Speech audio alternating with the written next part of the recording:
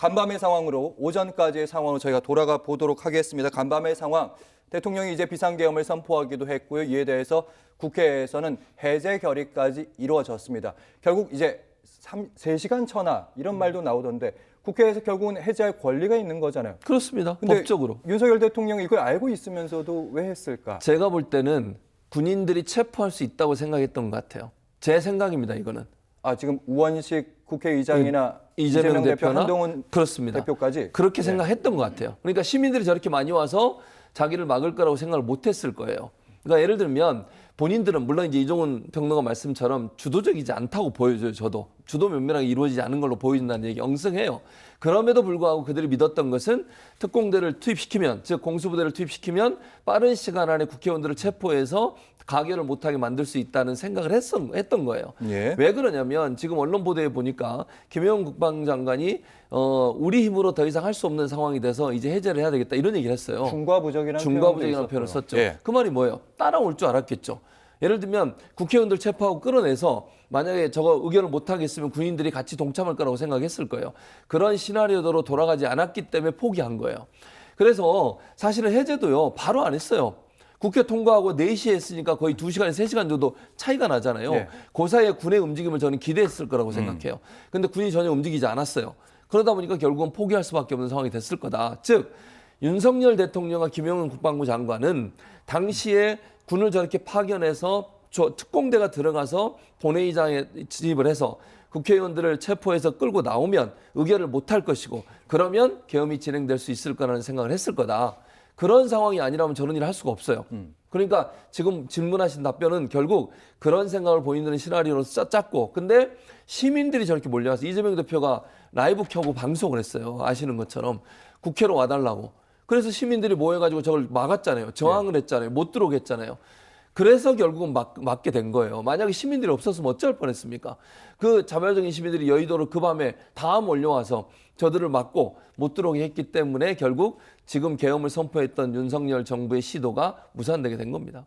결국은 이제 군이 생각만큼 빨리 움직이지 않았다. 그리고 야당의 대처도 있었고 이런 부분까지 다 말씀하셨는데 네. 이종훈 평론가께서는 어떻게 보시는지 결국은 이제 왜 그 부분은 향후에 아마 좀 이제 조사가 이루어지고 여러 제보도 있고 하면 이제 좀 밝혀지지 않을까 싶은데 군이 일단 적극적으로 그렇게 이제 따르질 않더라.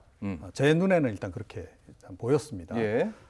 그 현장에 출동해서도 사실은 그 5.17 그 당시에 그 공수부대가 진압하는 거 영상 다 보셨잖아요.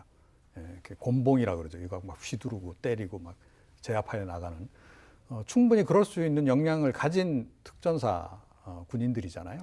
그런데 그렇게까지 안 하지 않았습니까? 예. 어제 보시다시피 뭐 이렇게 총검으로 제압을 한다거나 또는 뭐 이렇게 공포탄을 쏜다거나 이런 게 없었어요. 마음만 먹었으면 할 수 있습니다. 예. 충분히 그 정도의 능력이 있죠. 능력이 있는 사람들인데 그렇게까지 안 하더라. 그리고 출동 자체가 늦었어요. 제가 보기에는. 그러니까 국회의원들이 국회로 몰려들기 전에 이미 사실은 국회 봉쇄를 했어야 되는 거죠. 그러니까 제가 아까 이제 예전에 이제 계엄할 때 군인들은 어떻게 했다라는 거 제가 이제 말씀드렸는데 그거하고에 비해서는 굉장히 허술하게 어제 같은 경우에 이제 진행이 됐는데 그거는 그야말로 그러니까 김용현 장관을 비롯해서 이거를 실행하는 사람들의 역량 부족이었거나 아니면 그 실제 그 현장 부대에서 그 명령을 지금 이제 자기네들이 적극적으로 따르지 않았을 가능성이 저는 있다고 봐요. 어쨌든 위에서 지시는 내려줬는데 그 출동도 일부러 늦게 하고 가서도 그렇게 강하게 제압을 안 하고 그런 것들이 현장에서 현장 그 지휘관들에 의해서 결정됐을 가능성이 저는 굉장히 높다고 봐요. 왜냐하면 이게 학습 효과가 있단 말이에요. 그러니까 최혜병 사건 때 어떤 일이 있었습니까? 위에 사람들이 다 지시하죠. 물속에 들어가서 찾아라. 그렇게 해서 그 명령을 따른 결과 사고가 발생하니까 그 다음에는 지휘관들은 싹 빠지고 대대장급 뭐 이래갖고선 책임을 묻는 그걸 경험을 했단 말이에요. 이 정권에서는 이렇게 하는구나라고 이제 이게 학습이 돼 있는 거예요.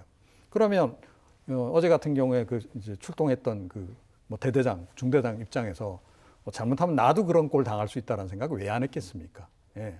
그리고 그 일단 일선에 있는 장병들 입장에서도 자기도 최혜병처럼 될 수 있다는 생각을 누구나 했을 거예요. 그건 상식적이에요. 그래서 그런 부분들 도 좀 작동을 했을 거다라고는 보는데 그리고 아마 추가 병력 동원을 하려고 했을 거예요. 뭐 사실 뭐 이런 정도 일 벌리는데 사단급, 뭐 여단급 이런 정도 움직여야 정상 아니에요? 언론 보도에 따르면 구사단에서 뭐 그러니까요. 출동 준비가 있었다 이런 보도도 그런데 나왔고요. 그게 실행까지 못 간 겁니다. 그래서 중과부적이라는 표현을 쓰는 거예요. 그러니까 어제 여기 이제 뭐 그 특수전 이제 부대 요원들을 한 280명 정도 투입한 거로 이제 나오던데 예. 이 사람들만 가지고는 안 되죠. 아무리 역량이 뛰어나다 해도. 그런데다가 이제 그 후속 그 부대들까지도 이게 가동이 안 된 거예요, 결국은. 예. 본인들은 쉽게 생각했겠죠. 국방부 장관.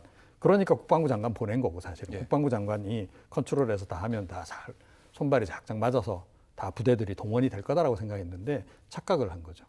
예. 그런 오판을 지금 한 건데 이 사람들이 군을 몰라도 너무 모르는구나. 특히 윤석열 대통령이 너무 군을 모르는구나 이런 생각을 제가 하게 됐어요. 이건 조금 여담이긴 한데요. 박정희 전 대통령이나 전두환 전 대통령 같은 경우에는 일선 지휘관들, 사단장들, 사단장들, 뭐 군단장들 이런 사람들 직접 챙겼어요 옛날에. 예. 뭐 그 당시에는 이렇게 거마비 내지는 이렇게 수고했다고 이렇게. 그래서 대통령과 돈까지 주면서 예. 통치자금까지 이렇게 풀면서 관리를 했다고요. 아 군대 그런 대통령인데도 예. 예. 그런 정도 관리를 하는 상태에서 동원 명령이 들어가는 거하고 안 들어가는 거하고 차이가 엄청 큰 겁니다. 본인들 생각은 지금 군을 다 장악했다고 생각할지 모르지만 지금 제가 보기에는 어제 일로 해서도 군 전혀 장악 못하고 있다는 게 사실은 드러났다 이렇게 생각합니다.